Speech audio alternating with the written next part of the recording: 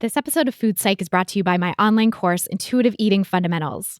If you're ready to leave diet culture behind and reclaim the life it stole from you, learn more and sign up at christyharrison.com/course. That's christyharrison.com/course.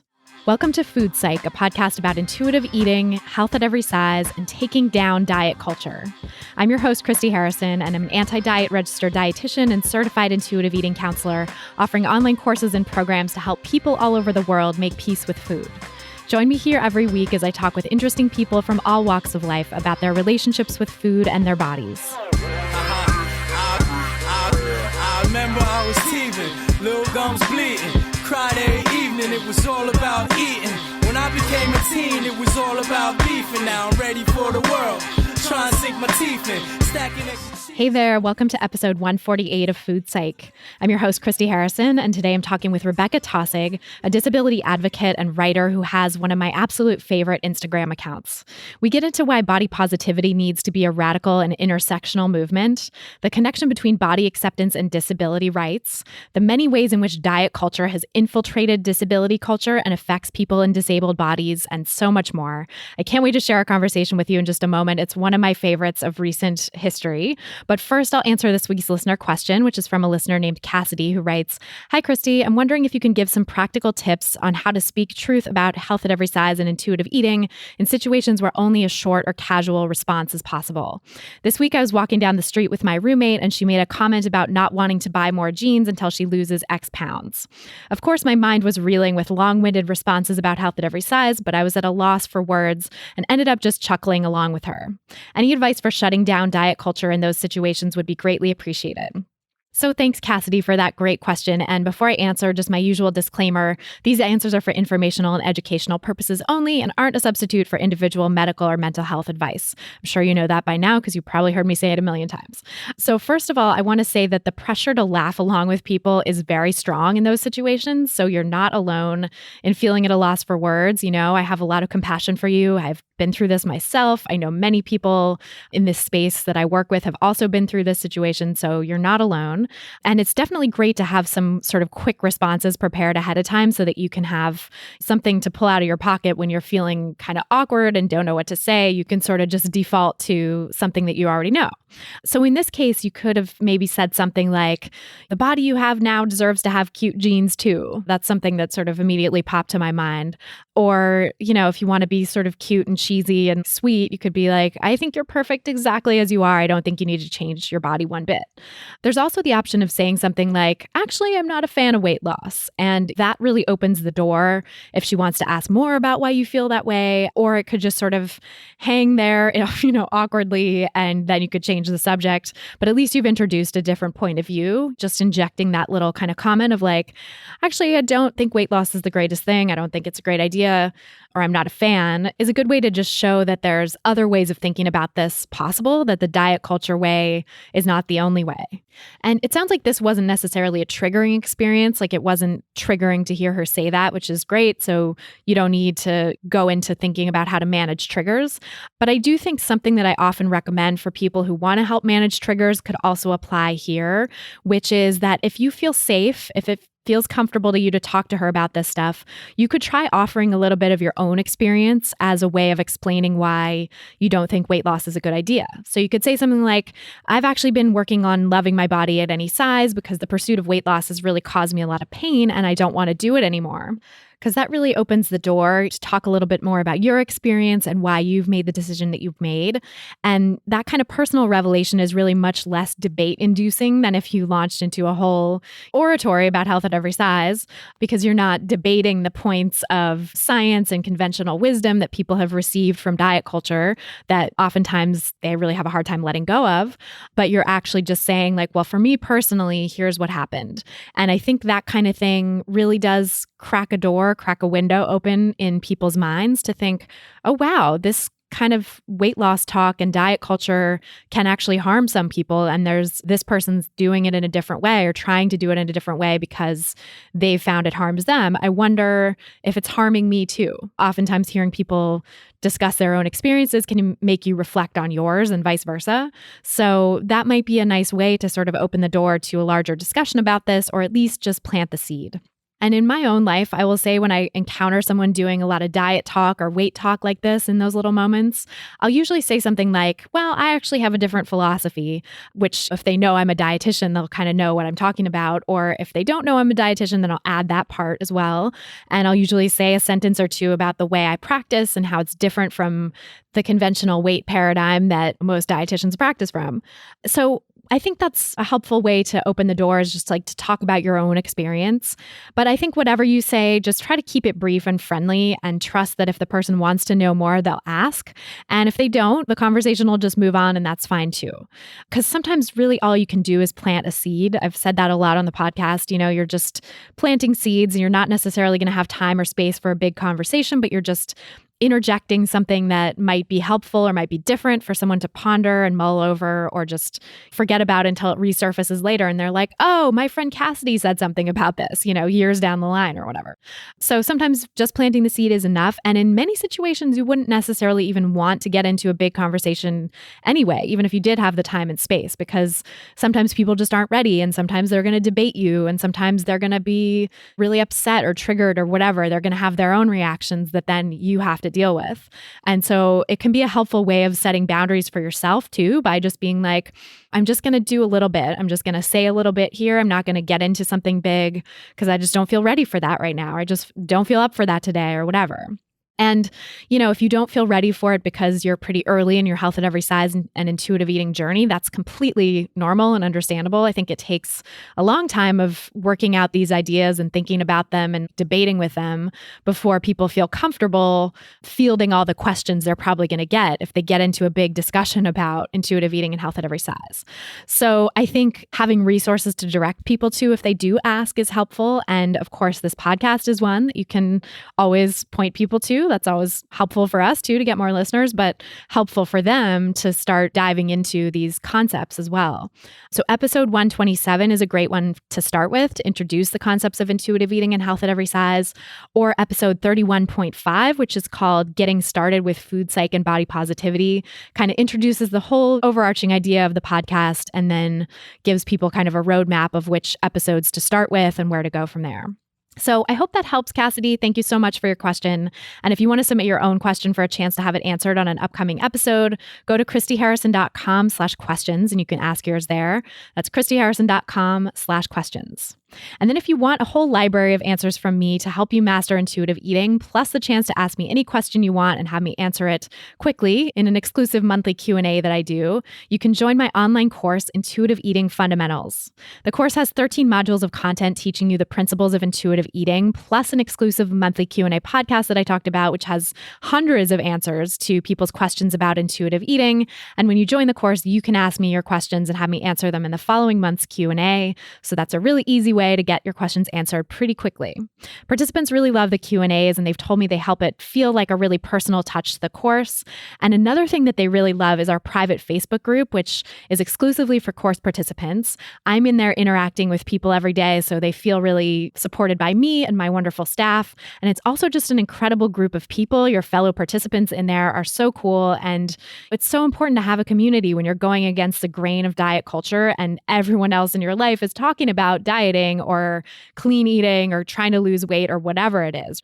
So we need communities where we can go for a refuge from that stuff and get re-energized to go out and fight diet culture some more, because it's a really tough battle.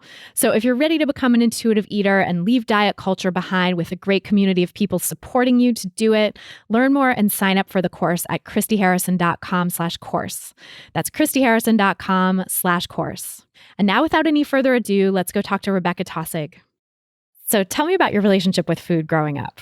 Well, I grew up in a family with 6 kids. I'm the youngest of 6 kids, and there are 3 girls in our family. And some of my earliest memories with food would be sitting around the dinner table. We were always forced to finish everything on our plate. That was kind of one of the rules. And I was always the last one to leave. It would take me forever because I hated canned fruit and ham and all. I hated, actually, I really didn't like a lot of the food that we ate growing up, but I would always be the last one to leave the table. So my dad would read a page of a book to me and then I'd have to take another bite. And then he'd read another page and I'd have to take another bite. And we'd do that for like an hour and a half.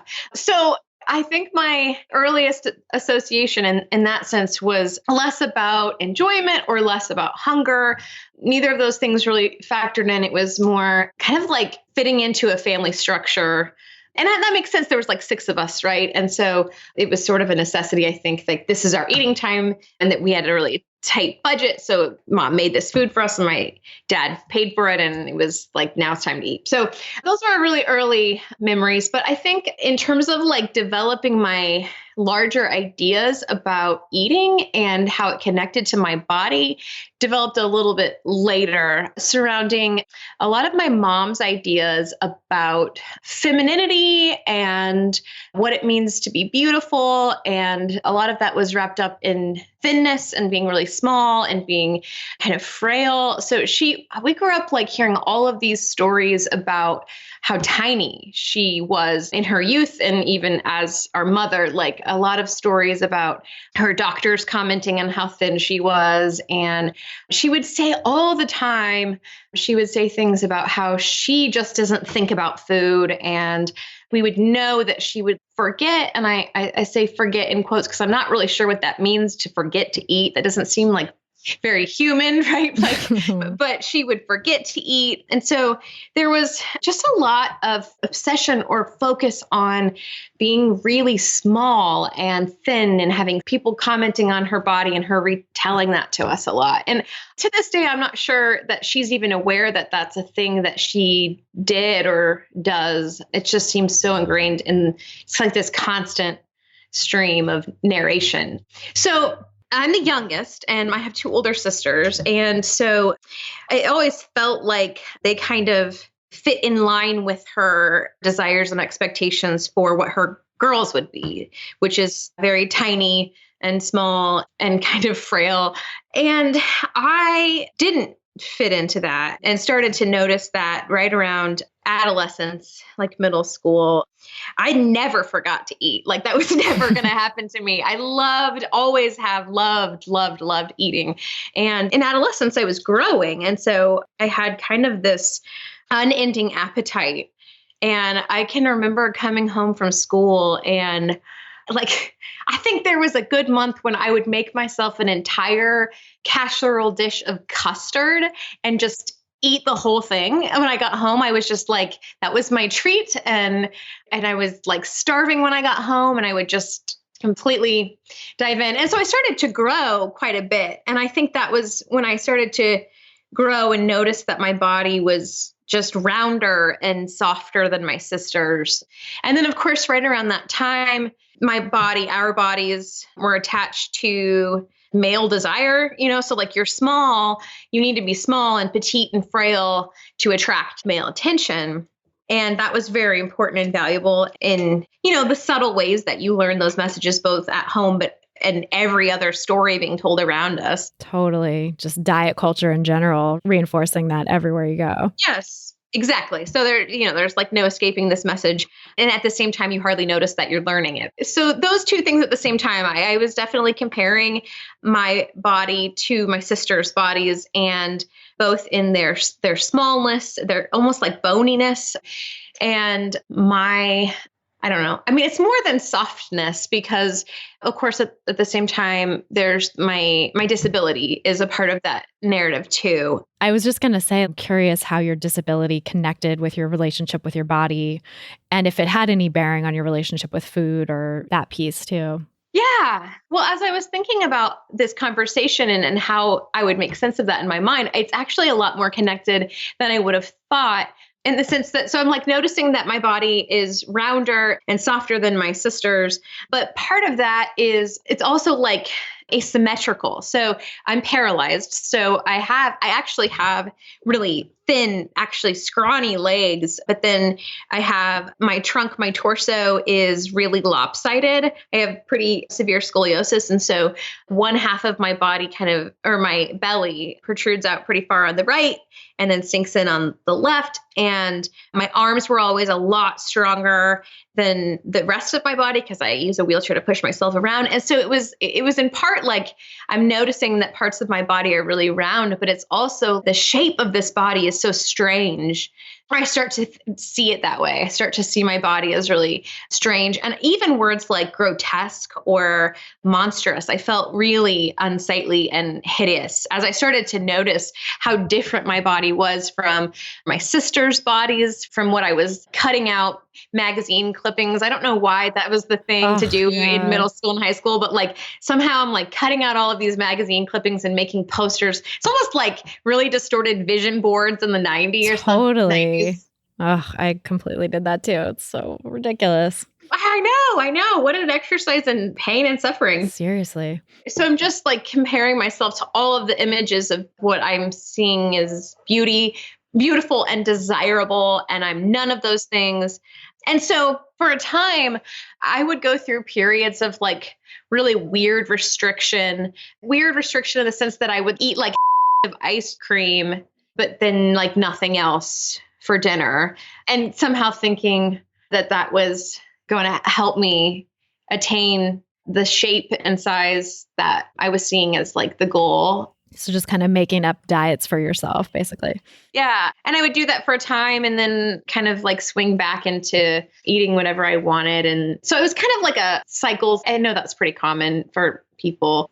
So nothing terribly unusual there. But yeah, but the thing is, it didn't ever really matter. Like there's nothing that I could do with food that would there was no amount of restriction that would make my body transform into this ideal image, because my body was always going to be paralyzed and I was always going to have this strange asymmetrical shape.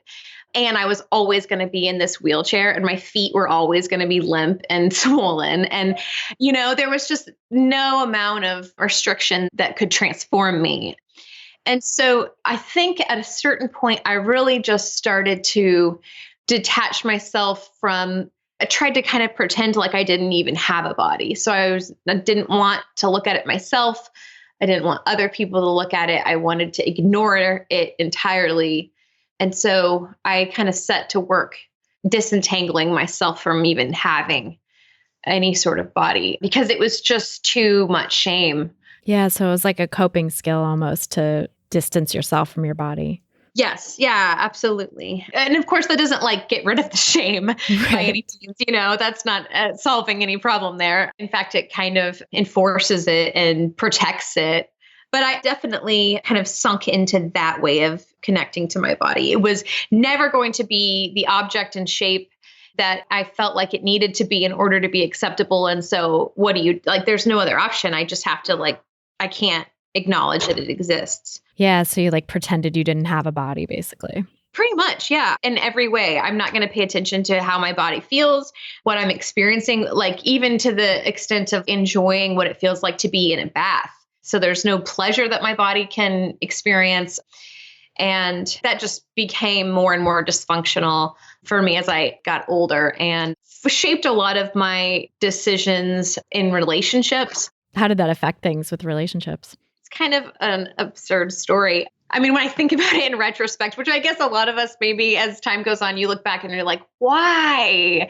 I don't know why I thought that was smart. So, okay. So much of the value of having a beautiful body was the currency to be able to attract a male who wants you. I mean, that was sort of the setup, right? Yeah, that's what we're told. Yes. Right. So I need this body so that a guy will want to be with me and think that I'm beautiful. And so I actually started dating a guy in high school who was really into my body. And it felt like this shock to me. And I liked him as a friend, at least at the beginning. We got along okay. But really there was just kind of we used each other in different ways, and he kind of used me for my body in a lot of ways, and I used him for feeling good about my body in a lot of ways. And of course, no relationship is just one thing, but that was kind of part of our dynamic. And so I married him very young when we were 22. And there were lots of reasons for that. One of which, and not a small reason, one of which was I really believed that nobody else would ever want to be with me. It just seemed so like I had somehow been struck by lightning or something. Like this is never going to happen again. And if I want to have a partner, which I had really absorbed and believed that that was what you needed to have. You needed to have a husband in order to have a family and a happy life. And so, like the wise 22-year-old that I was, I wasn't in love with him, but how often does that happen? So we got married and it was immediately a disaster. I know, it's so shocking.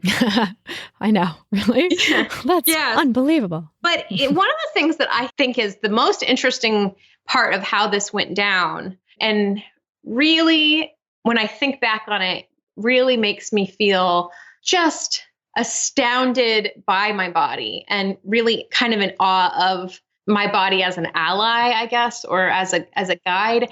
Pretty shortly after we got married, and this is like years of detaching from my body and pretending that it didn't exist and not wanting anyone to look at it, and just years and years of dysfunction. My body started to kind of fall apart on me. So I stopped being able to sleep. I couldn't eat food, which was so weird for me. Like I would put food in my mouth and it was like my body wouldn't even let me chew it and swallow it. Like I couldn't eat anymore. I couldn't drink. I was just falling apart in a lot of ways.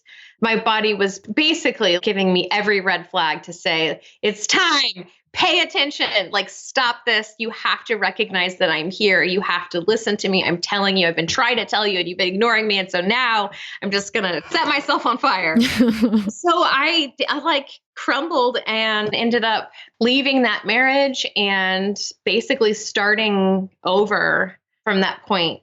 Were those responses kind of like psychologically based, do you think? Once you got out of that marriage, did you feel like you were able to eat and drink again and your body kind of calmed down? I do. Yeah. I moved back home to live with my parents. And I remember like the first night I slept in my childhood bed again and actually like slept.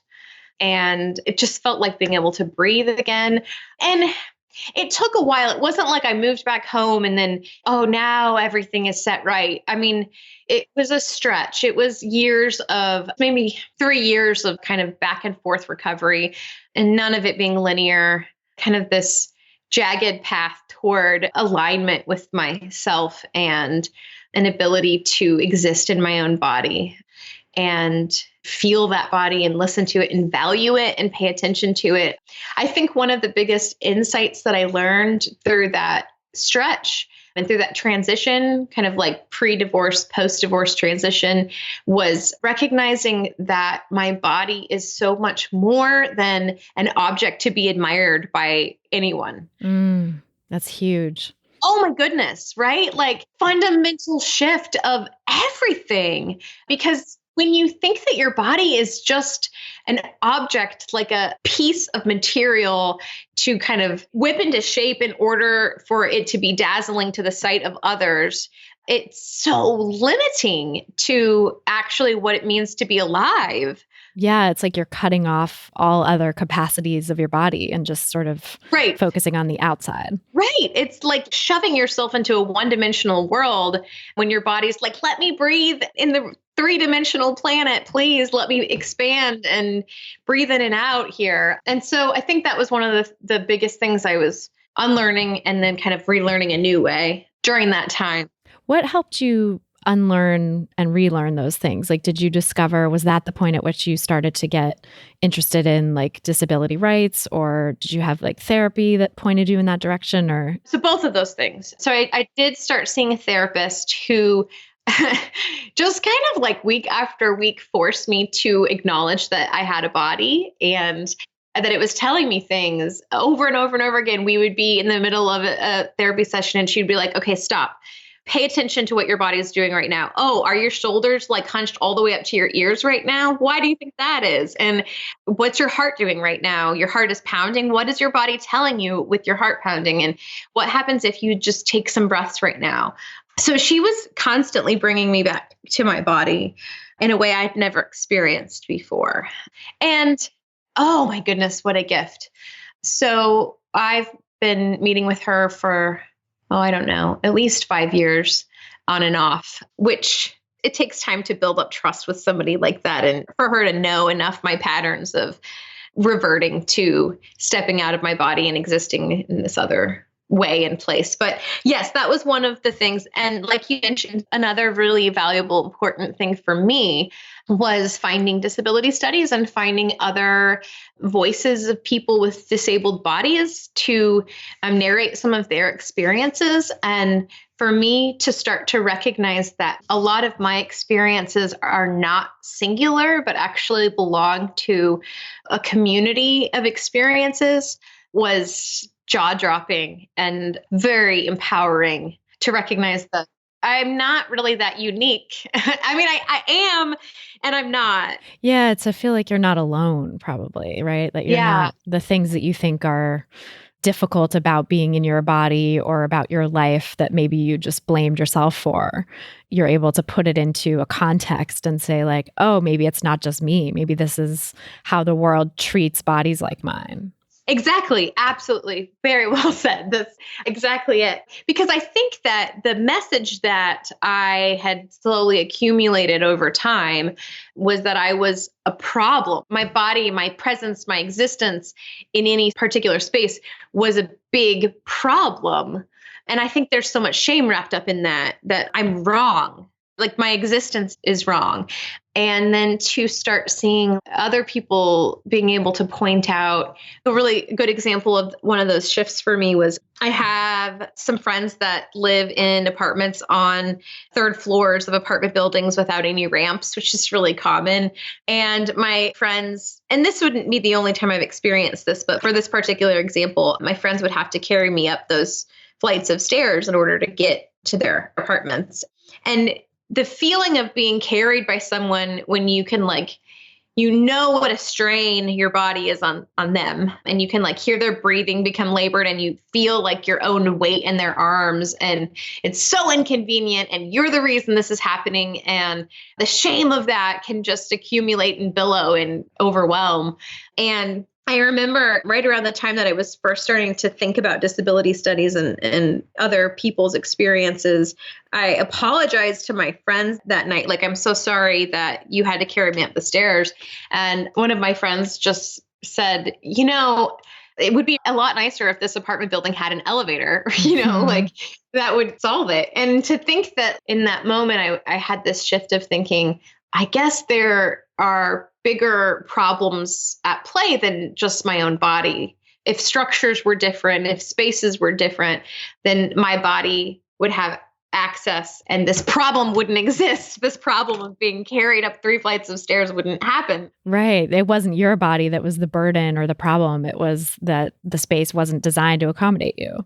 Exactly. Yeah. That's huge. I feel like that kind of shift, I think, and we'll talk a little bit about the sort of connection between disability rights and body positivity or body acceptance in that movement. Yeah. But I think for me and a lot of the people I've worked with around body acceptance, I think there's a similar thing where you can feel sort of like I had an eating disorder and for a long time felt so alone with it because I couldn't even get a diagnosis because it didn't fit into one of the categories neatly and I wasn't emaciated. And so therapists were sort of dismissive when I first tried to open up about it to a couple of different therapists. And so, it had the effect of making me feel like this was just my secret shame and this weirdness that nobody could even explain or give a name to, and that I didn't deserve help for it. And when I finally was able to find the right therapist who was like, tell me about your relationship with food, really. The question that I always ask to start the podcast, basically, she asked me a version of that question. And it was so liberating to just be able to speak about it and to have her say yeah, that sounds painful. That sounds hard. And that was sort of the first step into understanding that actually I wasn't so alone and actually there was help out there for me. And I started to do research because I started my career as a journalist and I eventually started working on a book proposal that sort of morphed into the basis for this podcast. But, I was working on this proposal and researching emotional eating and eating disorders and disordered eating and stumbled into all this literature about disordered eating and how it shows up and manifests in different ways. And I felt so seen and so understood. Finally, there's this sense that I'm not uniquely broken and weird, that I am Mhm. part of this kind of lineage or group of people that struggles with the same thing. And it just was so liberating to finally feel that. So Oh, yeah. it kind of sounds like that's a similar thing that you found in that moment, or probably as you went on in disability studies, I would imagine. Absolutely. Yes, exactly. That lineage history, being a part of something. When you are experiencing something and you think you're the only one experiencing it, it inherently feels like this is just me. Like if I could just not feel this way, because if I'm the only one feeling this, it must just be me. Why can't I figure it out like everybody else? And to realize that there are reasons, logical reasons for you to feel that way. This didn't just come out of you. There's a whole history shaping this for a whole group of people. Yeah. It's incredible. It feels so liberating to find that, right? And just dissipates the shame so much. Yes. Yeah. It's amazing how powerful that is. Just like Me Too. I mean, I guess that's Right. something we're seeing all over the power of Me Too lately, but transformative, completely revolutionary. Absolutely. Yeah. So that actually resonates quite a bit. Yeah, I'm curious to hear how it unfolded from there for you, like with finding, because I know you did a PhD in disability studies. So at some Yes. point, it was like you kind of decided to make your career about this. How did that unfold for you? In a messy sort of way, like most things in my life. I was already in graduate school. I was actually started my PhD in 19th century British and American literature, which is still very dear to my heart. But while I was kind of researching Victorian literature, I found disability studies as like a literary critical theory for analyzing literature. And I remember the very first piece of like a chapter of a book that I read that introduced the concept to me of looking at the world through this set of premises around the body and what makes a normal or abnormal body and where did these ideas come from and how can we critically analyze that in the world around us. I was like in my apartment, my very first apartment, living on my own after my divorce, and a friend sent that article to me, and it literally felt like the physics of the universe were changing around me as I read this piece. Like, what do you mean? This is a thing? Like, are you kidding me? And so, like, from that point on, I like really could not get enough of reading this literature, reading these scholars, analyzing, like critically unpacking where we got our concepts of what makes a healthy body and an unhealthy body and a normal body and an abnormal body, acceptable and unacceptable. And so, yeah, I just sort of dove headfirst into disability studies. And then from there, I started writing more about my own experiences as they related to that theory, because of course, all of a sudden I was looking at my whole life through this lens and there was so much for me to think about. Those were the two pieces of my PhD that came together. It was disability studies and then creative nonfiction as a medium for exploring and sharing those stories in alignment with that theory. That's amazing. Oh, yeah. Just like reliving finding that is kind of overwhelming, the impact that had on me. I bet. Yeah, that sounds like it really sort of brought together because it sounds like you already had sort of a critical theory lens on things. Doing a PhD on literature, you probably already had that sensibility, but then finding this thing that could plug into what was already sort of a personal struggle for you or something that you had struggled to make sense of. And suddenly there's this framework to explore. Yeah, exactly. It just felt like all of the pieces clicking in a way I didn't know they could click. Yeah. I'm curious too to hear a little bit about, I mean, obviously you teach classes on this stuff, so we can't, talk about all of it, but some of the sort of major points, I guess, about how our ideas of normal versus abnormal bodies have been constructed. Like, how did we get to this place that we have such a narrow conception of what a quote unquote normal body is? Oh, yeah, absolutely. It's interesting. Actually, one of my high school classes today, they were having a seminar discussion on kind of an older chapter called The Construction of Normalcy, I think is the title of it, by Leonard Davis. And essentially in that piece, he goes back and looks at the birth of the word normal as it applies the way that we use it today, which didn't really start until, didn't come into our lexicon until I think the 1860s into the English lexicon. Interesting. Which I think most people are pretty shocked to to hear that it was as late as that. And that essentially the concept normal, as it's attached to sort of averages or our notions of typical, was coming to be right around the same time that some of these disciplines like statistics were coming together. So when we're thinking about gathering a lot of data on bodies and sort of trying to extract value from that. And this is right around the time that we have the concept of eugenics coming together. So we have this new science that's being applied to gathering a lot of data on bodies and then attaching.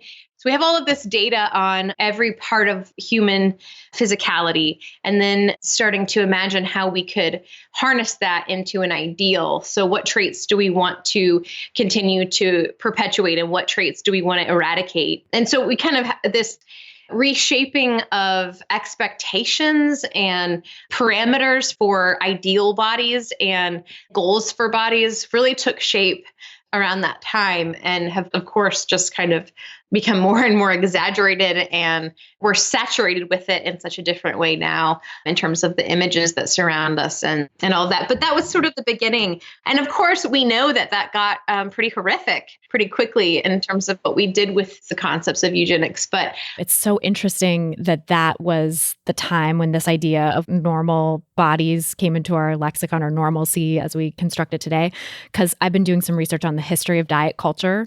I had a historian of diet culture on the podcast a little while ago, Emily Contois, who did an amazing job of explaining some of the roots of diet culture and where it came from. And then it's so interesting because this time period seems to be so critical in the development of diet culture too, just like the development of body ideals altogether. Like there was the concept of the calorie was invented around in the early 1800s, but invented to describe the heat generated by steam engines. It had nothing to do with the human body. Oh, wow. And then someone applied it to the human body. I forget his name, but he was an industrial scientist, and he wanted to determine how to get the most calories for the least amount of money for the average worker, so that factory owners could pay their workers less and have them be efficient machines operating on the food they needed, right? Yeah, the body as a machine. Yes, machines is the word. Oh, wow. And so, calories were suddenly applied to the body, but not in the sense of, reducing calories like we know it now, but more to get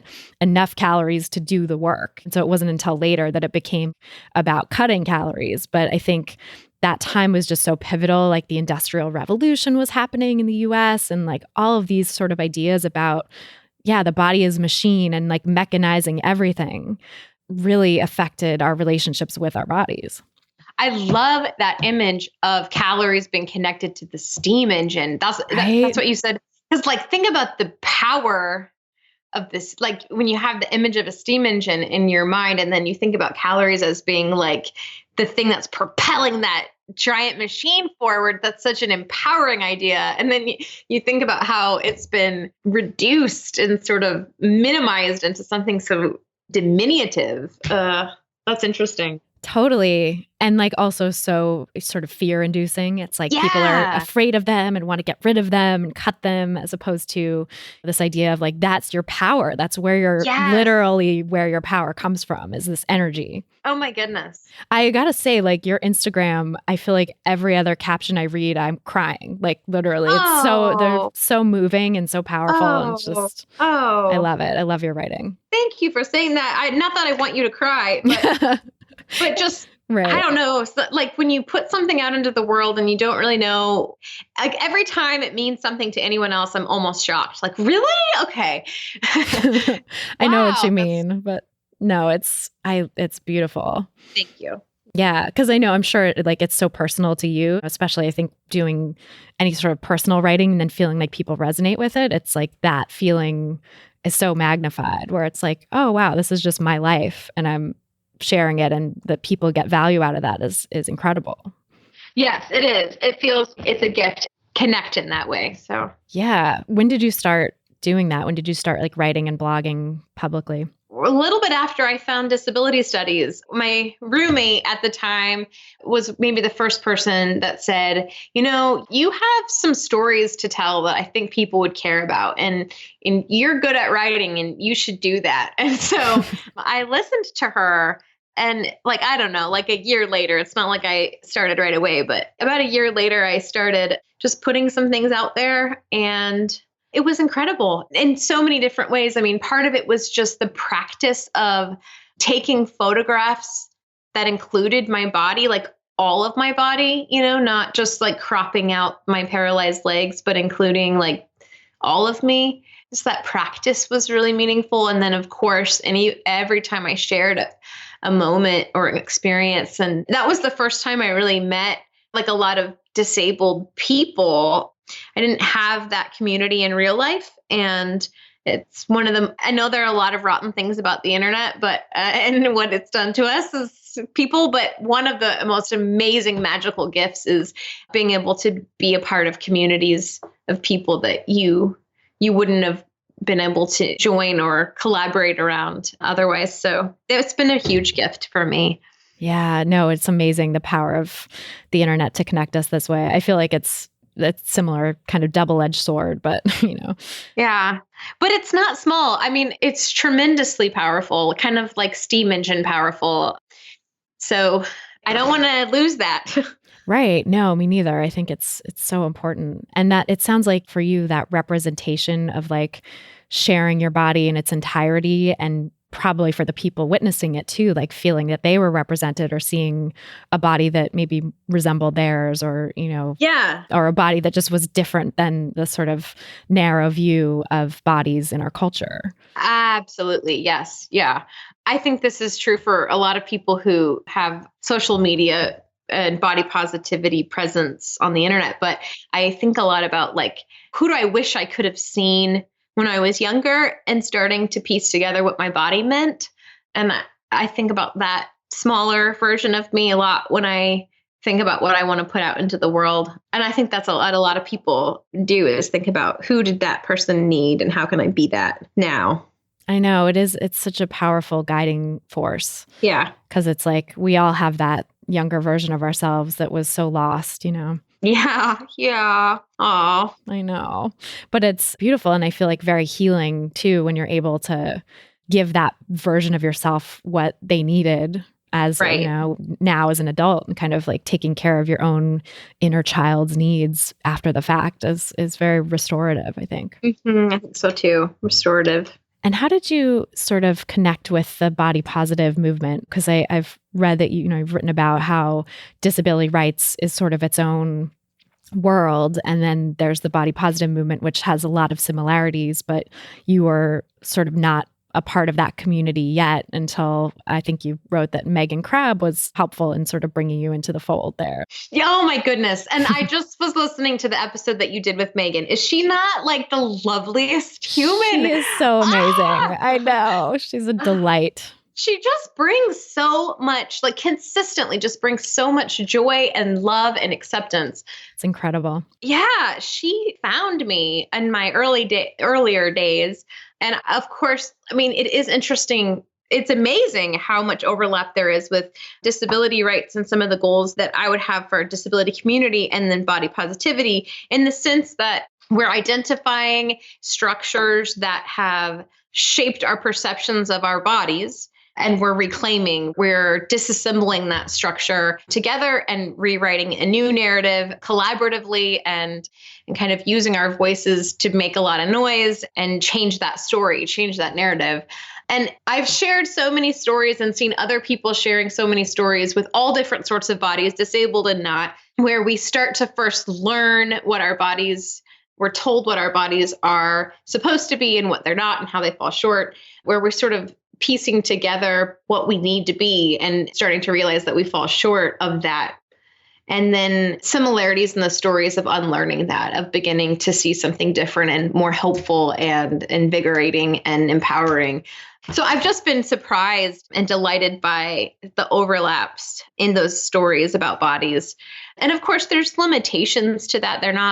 There are ways in which disability rights sort of expand into other categories that don't seem to really be fulfilled by body positivity in the same way. But there's a lot of ways in which the roots seem similar to me. And I've been really, I think Megan is the one that made me feel like I was allowed to associate with that movement. Like I kind of saw similarities myself every once in a while, maybe, but felt like I don't want to pretend like I belong somewhere that I don't. And Megan has made me feel like my voice is welcome. And that's a gift. That's one of her many gifts that she has given lots of people. Yeah, that's incredible.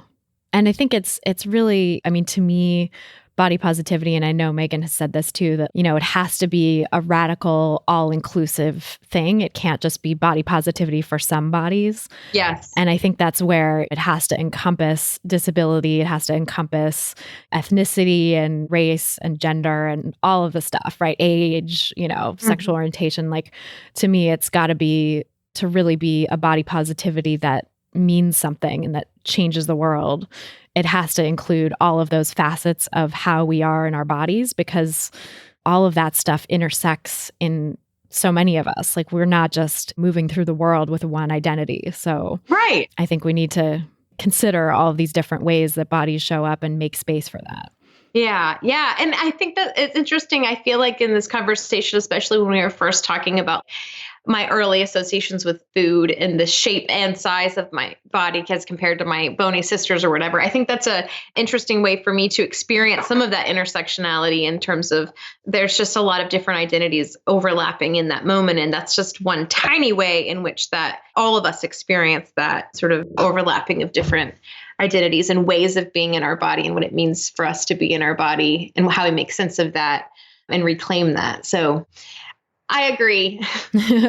I'm curious too, actually, to hear how that has shifted for you, this sense of back in the day, feeling like you had to shrink your body to fit the mold. And then, at a certain point, you sort of gave that up and felt like you dissociated from your body. But how did it unfold after that? How did you start to understand and accept your body size, your relationship with food in the context of everything else about your body?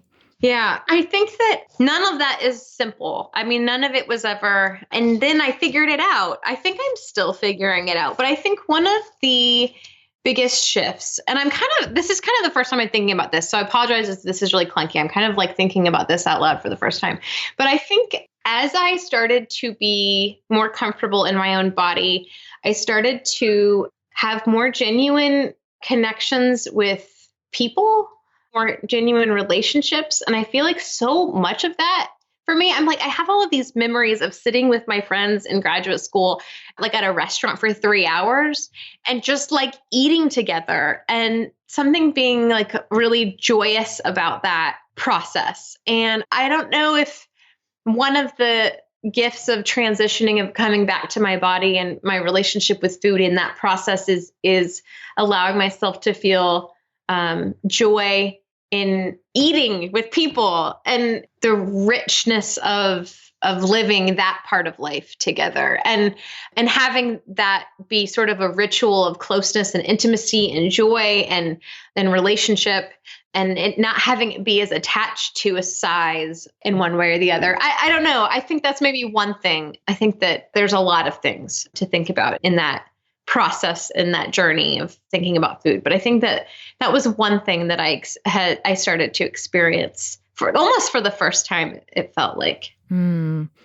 That's beautiful. And I mean, that really makes me think of, I have this metaphor that, I've been talking about on the podcast for a while, of the life thief. Like, diet culture is a life thief. It steals your life, because it steals your attention, your energy, all of your mental space kind of goes into manipulating food in your body and thinking about that and not being present with the people you're eating with, or even feeling allowed to go out to eat because you're worried about what's on the menu, or you're, sitting at home eating food you made and then like meeting up with people later or whatever. It's like it curtails your life in those really mundane sort of everyday ways, but where there's so much everyday magic and where so much connection happens is over food and being just free around food and being able to be spontaneous and go out with people and just live your life.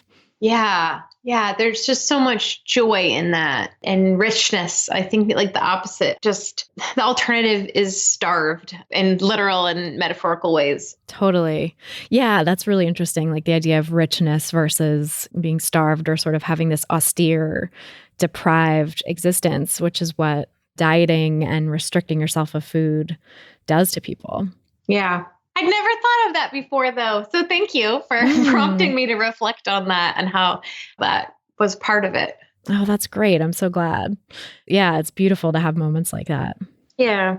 I'm also curious to know, because I know a number of people with disabilities who've had diets pushed on them to ostensibly manage or help cure, quote unquote, certain aspects of their, disease and stuff. So it's like, and of course, I mean, a number of clients that I've worked with have come to me on these diets being like, I started this diet to try to manage this condition and I feel worse, but almost like needing permission to say, hey, I think the diet's not helping you and you can get off it. And here's, we can heal your relationship with food and you don't have to do this anymore. But I think diet culture has taken this really underground form in the new millennium. It's shape-shifted because now, since the late 90s, early 2000s, diets are not cool anymore. Everybody's like, diets don't work. I don't do diets. This isn't a diet. It's a lifestyle change.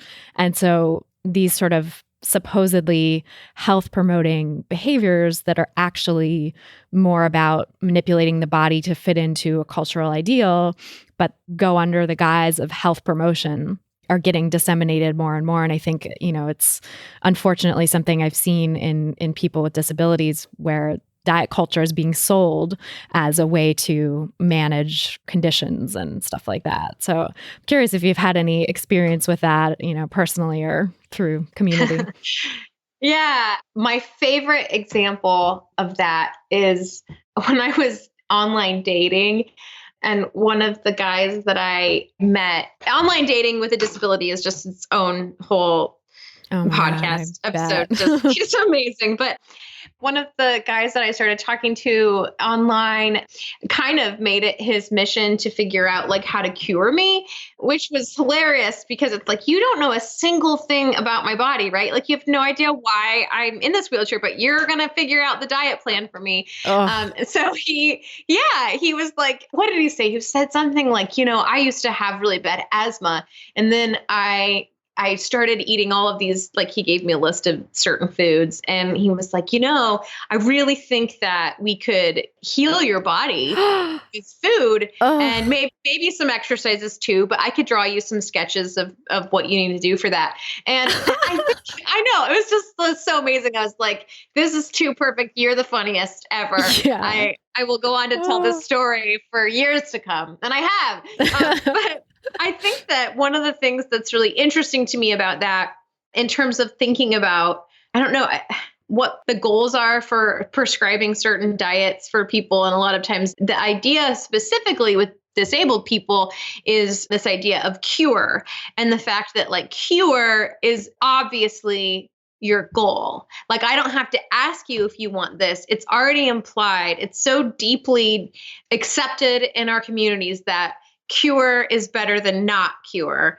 Like restoring your body to this typical standard is obviously what you want. So I'm not even going to ask you, do you want to be cured? I'm just going to tell you, I've got the thing that will help cure you.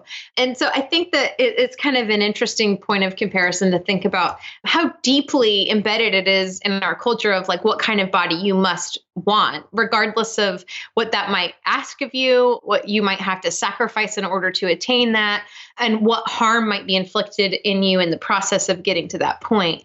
So I don't even remember what I said back to him. I think I maybe LOL, I don't know. But we did not continue to talk. That was a short-lived back and forth. That sounds like very good self-care on your part, just to be like, shut it down. Like, how presumptuous. Like, and get a lot of laughs. Oh, yeah. I mean, it's a great story, but also it's so telling, about how people impose this assumption on you or on your body. Yes. It's not a question. It's a total default. And I think that the idea that I wouldn't want that or that somebody wouldn't want that is jarring. It's shocking and sometimes even angering to people. Yeah, I see some parallels there too with like the body acceptance movement and health at every size is the philosophy I practice as a health professional. And it's like working on helping people promote health in whatever ways are available to them, whatever ways they want to and would like to do, without focusing on weight loss, without making that the goal. And telling people that, especially fellow health professionals often, that like, this is the way that I practice and I don't do weight loss. And you're referring someone to me for weight loss, but unfortunately I can't do that. I can't provide that service, quote unquote service, AKA disservice to someone. Yeah, yeah, exactly. Is really jarring to people and angering sometimes too. I think that, I've gotten a lot of pushback and of course a lot of curiosity and openness too, which is great. But I think there is a definite subset of internet trolls that's devoted to tearing down the health at every size framework and really any sort of like body acceptance or rights of any marginalized people, period. Yeah, I'm fascinated by that. It's baffling to me, but I definitely see it all over the place. And I guess there is something threatening. I'd imagine that anger comes from, it's disruptive. It's a disruptive way of being in the world and thinking about the world. But yeah, anger. Mm-hmm. Yeah. Do you get a lot on your posts and stuff? Do you get pushback or?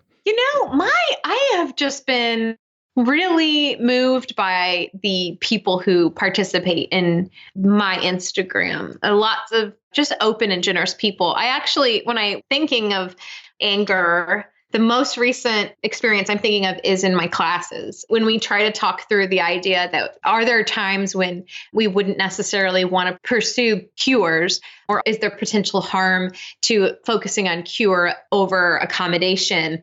That can be really hard for some people to even entertain. So yeah, I've seen people get really upset about just even trying that idea on and seeing what we can do with it. But no, the people on my Instagram are just like the loveliest, warmest, most open people. So I'm kind of enamored with them. That's awesome. I think I feel the same way about my Instagram community too. I feel like there's almost no trolls in that space, which is amazing. I feel like, how did we luck out? I know. I know that there are other spaces that have a lot of hostility. So, and I think, there's so many nuances to that too. I sometimes think about the privilege that I have as a thinner bodied person speaking about this stuff, because I know some of my larger bodied colleagues who are saying the same stuff and, promoting the same ideas get this terrible pushback about you're promoting obesity and you're killing people, blah, blah, blah, which is just totally unfounded and the worst. But that's an excellent point that I had not really thought of, is what kinds of ways is like my particular disability and manifestation of that giving me access to, or helping, like participating in the types of comments that are made and who is interested in writing or participating. That's a good point. It's a great point. Yeah, like somehow the way that you're showing up, the way that I'm showing up isn't provoking, even though we might be saying the same kind of radical things. It's not provoking the same ire. Although it's interesting that in your classes, those ideas, are still bringing that up in people. That's true. I think when you sort of look deeply into the status quo and question it, it does bring up people's hackles. Mm-hmm. Yeah. And they might not even understand what that feeling is in them. It's kind of instinctual, I think, in a lot of ways. I mean, worth paying attention to. That's my favorite thing to do. Like, let's investigate that emotion. Where does that come from? What does that mean? Mm-hmm. Such a useful response. Yeah. Yeah. How did it affect you to feel that from your students, to experience people's anger at these ideas? Oh my goodness, Christy. It was this last semester. I'd never experienced anything like that before. It just in the closeness, right? Like we're not only in the same physical space together, but 5 days a week. And it was really shocking to me. It's still something that I'm processing and making sense of. Especially initially when I first started experiencing some of that, it really affected the way that I felt going out in the world every day. It was sort of like, oh, I didn't realize this is how people look at bodies like mine. I mean, I knew it in the back of my mind, but like I suddenly had specific phrases stuck in my head. And so that's been really hard for me to process. There's the part of me that also instills the purpose of this kind of teaching and looking at these things together. On the other hand, if everybody in the class had been like, yeah, this makes sense. We're good. Done. Makes sense. Let's practice these things. Then it would be like, oh, well, maybe they already get this. This isn't something that needs to be taught or looked at. And I think one of the reflections that I'm pulling out of the last semester and hoping to take with me is just the importance of looking at this together and thinking about it critically and writing, like wanting to write more, and so that there are more pieces and words out in the world that make sense of disability experiences and different ways to look at bodies. But it's been rough. There's a lot of rough days in there. Yeah, I bet. Yeah. Exciting too. I mean, it was all the feelings, all week after week. Yeah. It's like this mix of rewarding, knowing that you're helping change people's points of view, but also there's like so much pain in that, and having to suddenly be so aware of how certain people might view your body, and having those specific phrases, I can imagine must be very triggering. Yeah. Yeah. And I wasn't prepared for it. I had taught disability studies before, but not as a whole focus for a semester. So I just wasn't prepared for that. And I don't know, like at first I was like, I don't know that I want to do this again, because I don't know that I'm capable of putting myself in that position again. But I'm at least trying it one more time. We're going to do it at least one more time and see how it goes once I've got my armor on and can step into it with a little bit more perspective and preparation. Yeah. Now you've been through it once and you know some of the stuff to expect. So it's... Yeah. Here we go. Can create some boundaries and energetic shields for yourself. Yes. We'll see. I'll keep you posted. Yeah, I'll be curious to hear more. I mean, it's probably interesting to teach high school kids versus college kids, because we were talking before we started recording about how you would taught college classes about this stuff before, but I feel like an adult brain, and also just people who are there by choice and sign up for a class like this versus high school students might not be there by as much choice and, sort of thrown into it. So yeah, I think that was a big part. I think that's a big part of it. And also, I think one thing I would like to put more work into is emphasizing the point that we all have bodies, and these ideas are not like disability specific. They're body specific, right? And we all have bodies. And so thinking about some of these questions from that perspective, I think is one of my goals for next time around, is emphasizing the universality of some of these questions and trying to think specifically about how that might apply to their own experiences in one way or another might be part of it. So yeah, like building empathy. Yeah, I think that's a big part of it. So we will see. Well, that's exciting. I'm curious to hear how it unfolds. Yes, me too. Yeah. And meanwhile, to continue to follow you on Instagram and hopefully see your book come out sometime soon too. Woo-hoo! It'd be really amazing. Yes, fingers crossed. Well, so great to talk with you, Rebekah. I'm really, really glad. Oh, I've loved this. This was delightful. Thank you so much for inviting me to participate in the conversations you're having on this podcast. It was a complete joy to process some of this with you. Oh, I'm so glad. It was a complete joy to witness it and be a part of it. So, and can you tell us where people can find you online and learn more about your work? Yeah. So the Instagram account at sitting_pretty is where I post most often.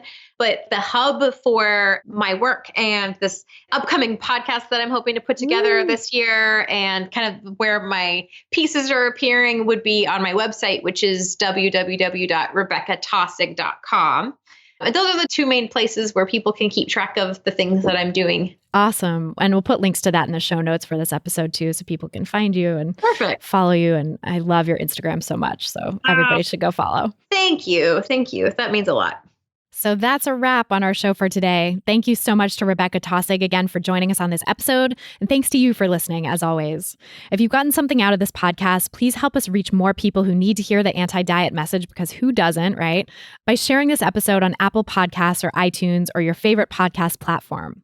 Sharing on one of the Apple platforms helps bring us up in the podcast rankings so that more people discover us, and so that we can continue to drown out those pro-diet messages and keep rising up in the health category. You can also leave us a nice rating and review in Apple Podcasts or your podcast provider of choice, which is another way to help new listeners discover us and is always greatly appreciated. If you're looking for some practical tips to get started on your own anti-diet journey, grab my free audio guide, 7 Simple Strategies for Finding Peace and Freedom with Food. It's like a bonus podcast episode with some really practical wisdom, and you can get it at christyharrison.com/strategies. That's christyharrison.com/strategies. To get full show notes from this episode, including all the resources we mentioned, plus a full transcript, head over to christyharrison.com/148. That's christyharrison.com/148. And to get the transcript, just scroll down to the bottom of the page and enter your email address where it says Get the Transcript. Food Psych is edited and engineered by Podcast Fast Track, and I'm eternally grateful to our editor, Mike Lalonde, for being so incredible to work with over the past few years. Also, a big thanks to our community manager and content development associate, Ashley Saria, our administrative assistant, Sarah Thompson, and our transcript assistant, Megan Saichi, for helping me out with all the moving parts that go into producing this show every week. It's a lot. Our album art was photographed by Abby Moore Photography and designed by Meredith Noble, and the music you're hearing behind me now is by a band called AWOL, and the track is called Food, used under the Creative Commons license. Thanks again for listening, and until next time, stay psyched. Stupid or scared, no work in the kitchen now. Who put you there in that